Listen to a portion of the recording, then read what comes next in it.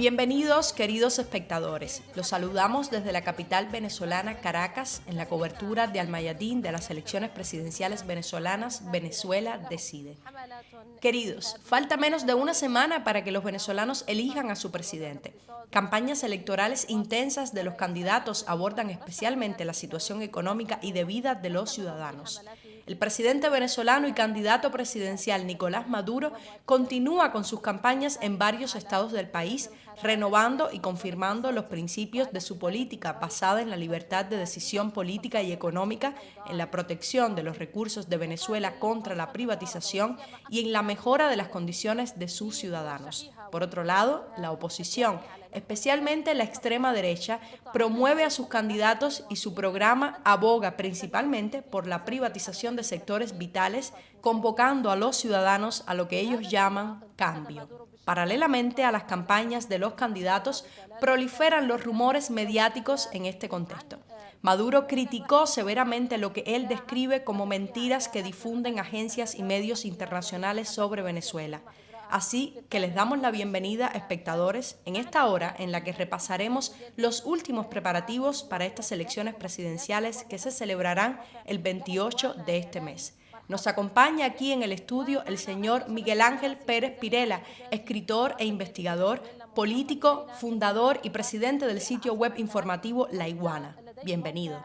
El canal de YouTube del sitio web de La Iguana fue suspendido. Entendemos que este medio apoya al presidente Maduro y por eso se suspendió. ¿Podría aclararnos qué ocurrió? Especialmente porque es notable que la suspensión dure hasta el 29 de este mes, un día después de las elecciones presidenciales aquí en Venezuela. Sí, correcto. En estas 2 semanas anteriores al día de las elecciones, nos encontramos con la sorpresa que el canal de YouTube político, de comunicación política más visto de Venezuela, fue bloqueado por parte de esta red social de los Estados Unidos. Nos llamó mucho la atención porque esto no es nuevo. Ya durante las elecciones de México, donde se decía que supuestamente iba a ganar la derecha y terminó ganando el partido Morena, en ese momento, previo y durante las elecciones, también fue bloqueada La Iguana, Telesur y el canal YouTube aledaños a el partido Morena. Es decir, que estamos frente a la repetición de una metodología de sanciones, de bloqueo, ahora en el plano comunicacional a empresas privadas, porque La Iguana.tv no hace parte del Estado venezolano, por ende no hace parte del gobierno bolivariano, es una empresa privada que tiene 12 años al servicio de la comunicación. En otras palabras, los países que bloquean, que sancionan, que invaden a otros países en nombre de los derechos humanos, resulta que cuando se trata de defender el derecho humano de la comunicación, en este caso de los venezolanos y de las venezolanas, ellos nos censuran. ¿Cómo se puede ir a una elección presidencial en medio de un contexto de bloqueo informativo donde, en el caso del canal YouTube de laiguana.tv, lo visualizan durante 300.000 horas, 300.000 horas al mes?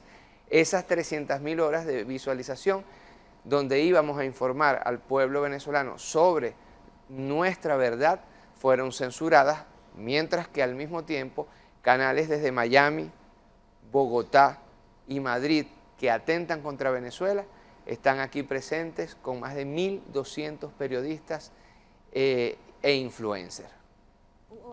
Esto es algo que vamos a abordar, ya que hemos escuchado críticas severas del presidente Nicolás Maduro hacia los medios internacionales y grandes agencias, describiéndolos como basura. Citamos al presidente Nicolás Maduro, quien mencionó, por ejemplo, a CNN en español. A pesar de eso, están presentes en esta cobertura, lo que también se registra como un ejemplo a favor del gobierno de Venezuela. Pero, ¿qué tiene para decirnos sobre la solidaridad con La Iguana que fue bloqueada en YouTube?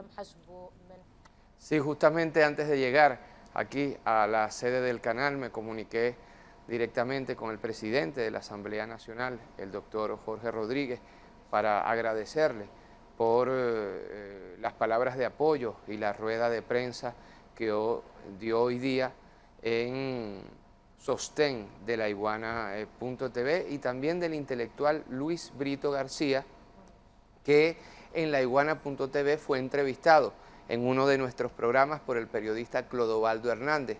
Y el intelectual Luis Brito García, quizás el intelectual más importante de Venezuela, mostró pruebas fehacientes del plan de gobierno de Edmundo González Urrutia, el representante de la extrema derecha aquí en Venezuela, un plan que hasta este momento era prácticamente desconocido, escrito en inglés, redactado en los Estados Unidos y donde propone de forma escondida, claro está, la privatización de la educación, la privatización de la salud, la privatización de todos los sectores, una fragmentación de la Fuerza Armada Nacional Bolivariana, un plan neoliberal de aplicación que ya vimos en otrora con Carlos Andrés Pérez y que llegó al Caracazo con miles de muertos reprimidos en Venezuela antes de la llegada, en la Cuarta República, antes de la llegada del presidente Chávez.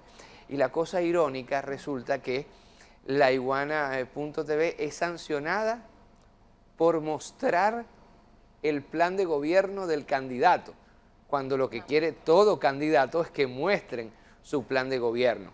El problema es que este plan de gobierno es impresentable para el pueblo venezolano y lo tenían prácticamente escondido.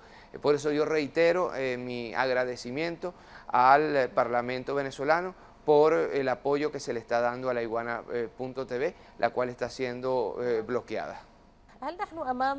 ¿Podemos usar el término guerra mediática llevada a cabo o dirigida por los principales medios occidentales dentro de una agenda política? ¿O esto es exagerado?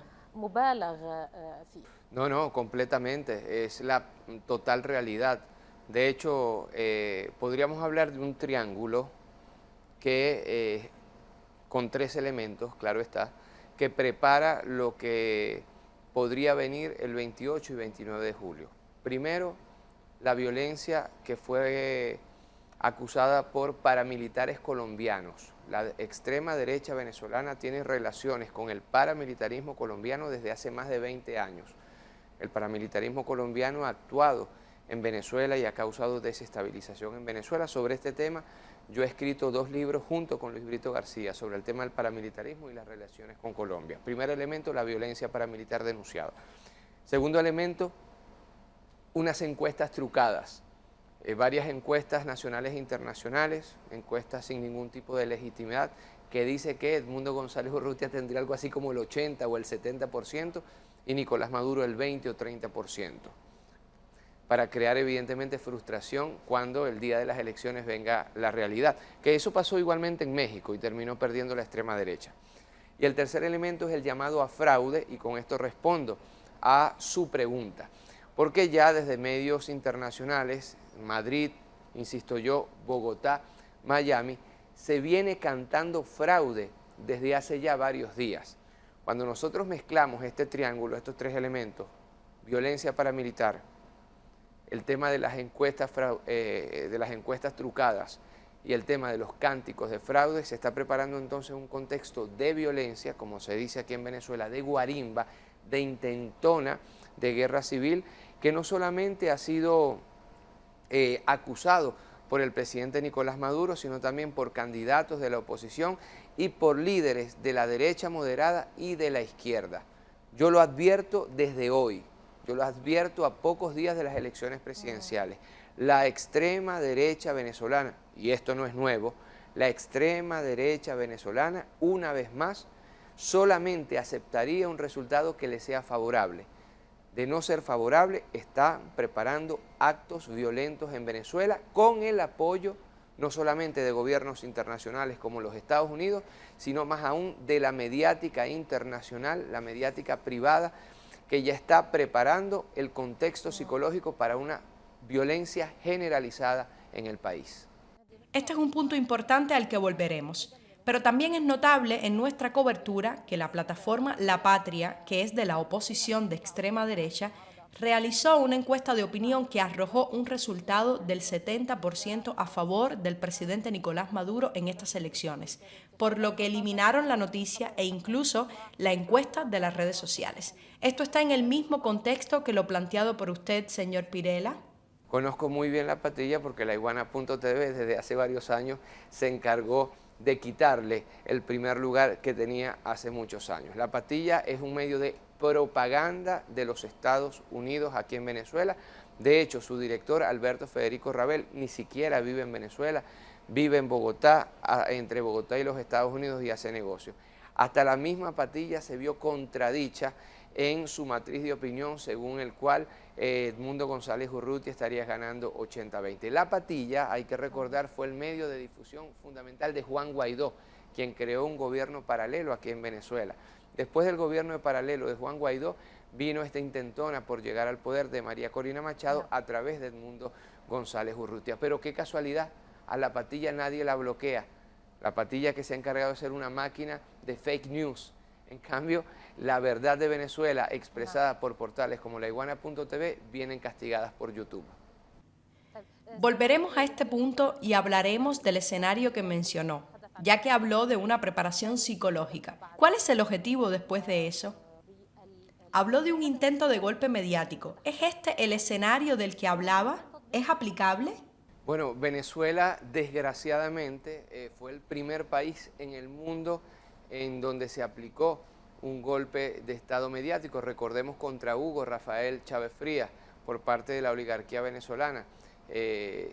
Llegó Pedro Carbones Tanga, que dirigía Fede Cámaras, la organización de grandes empresarios, y dieron un golpe de Estado a partir de las televisiones, la radio y la prensa escrita.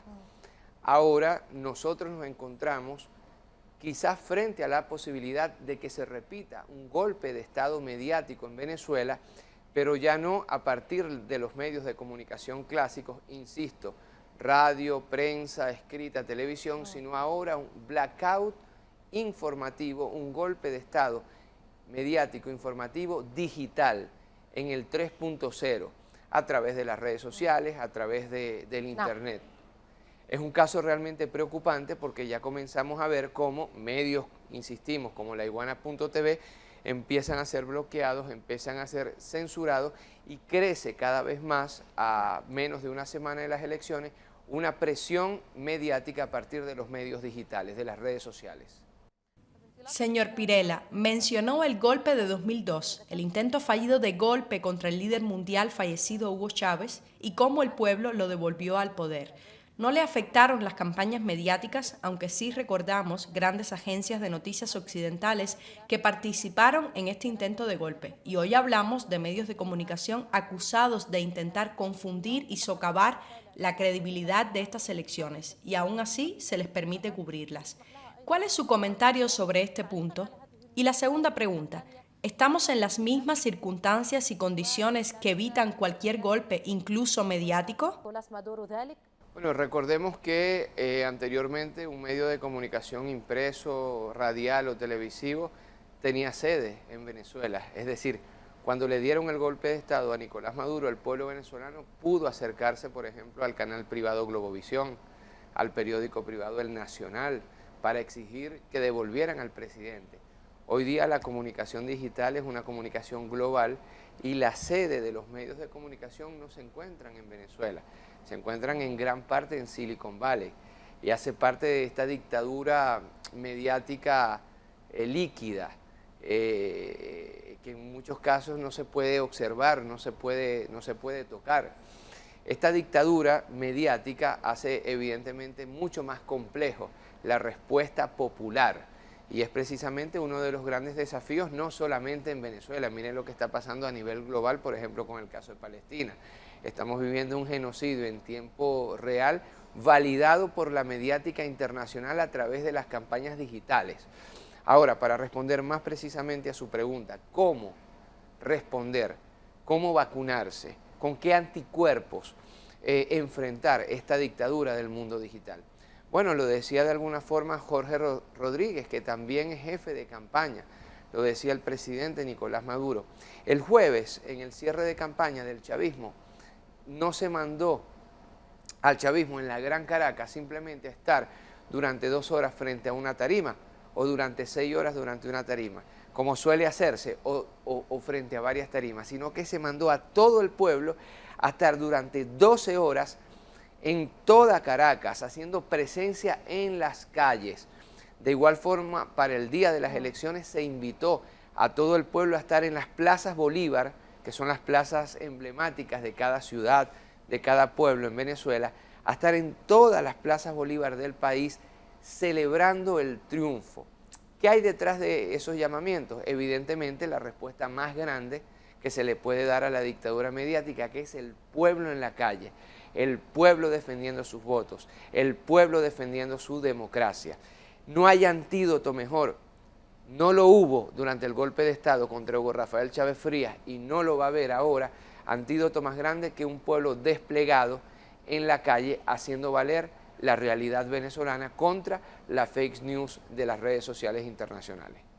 Es notable que la campaña electoral del presidente Nicolás Maduro se base en el número 70, que marca el aniversario del nacimiento del líder mundial Hugo Chávez el 28 de este mes, que también es la fecha de las elecciones, el aniversario del nacimiento del líder Chávez. Por lo tanto, esto es lo que el presidente Nicolás Maduro usa en su campaña electoral, que estas raíces y su impacto en el pueblo venezolano no pueden ser revertidos por ninguna campaña mediática sin importar cuál sea, aunque la realidad económica sea difícil y aunque haya habido muchos años más difíciles vividos por el pueblo venezolano, afectando incluso el pan de cada día y la medicina en Venezuela. Mira, yo voy a ser muy sincero en esta respuesta y puede pasar por una respuesta militante, pero no, lo hago como doctor en filosofía política.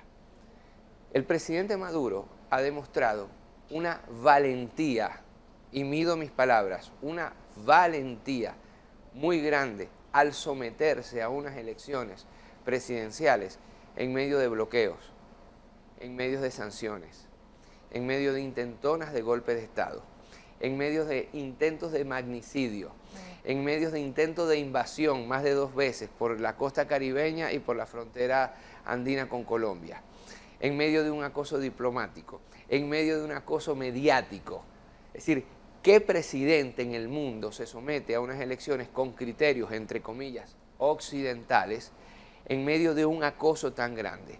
Es decir, desde los Estados Unidos se pide y se grita que quieren unas elecciones competitivas, unas elecciones iguales. Es que es verdad, estas elecciones no son ni competitivas ni iguales, pero no por las razones que esgrimen los Estados Unidos, sino por los mismos bloqueos de los Estados Unidos y de la Unión Europea contra Venezuela. Ahora, lo importante aquí es que esto es una espada de doble filo para la extrema derecha. ¿Por qué? Porque el presidente Nicolás Maduro va a ganar las elecciones porque el pueblo venezolano va a responder contra los intentos de magnicidio, contra los bloqueos, contra las sanciones, contra las intentonas de guerra civil, precisamente con el voto. Es decir, que la mejor campaña electoral que puede tener en estos momentos el presidente Nicolás Maduro es el hastío del pueblo venezolano que ya no quiere más guerra, que ya no quiere más desestabilización, que ya no quiere más bloqueo, y para garantizar eso va a ir a votar por la única garantía de paz que existe en este país. No lo digo yo, lo dicen los empresarios e inversores internacionales, es Nicolás Maduro.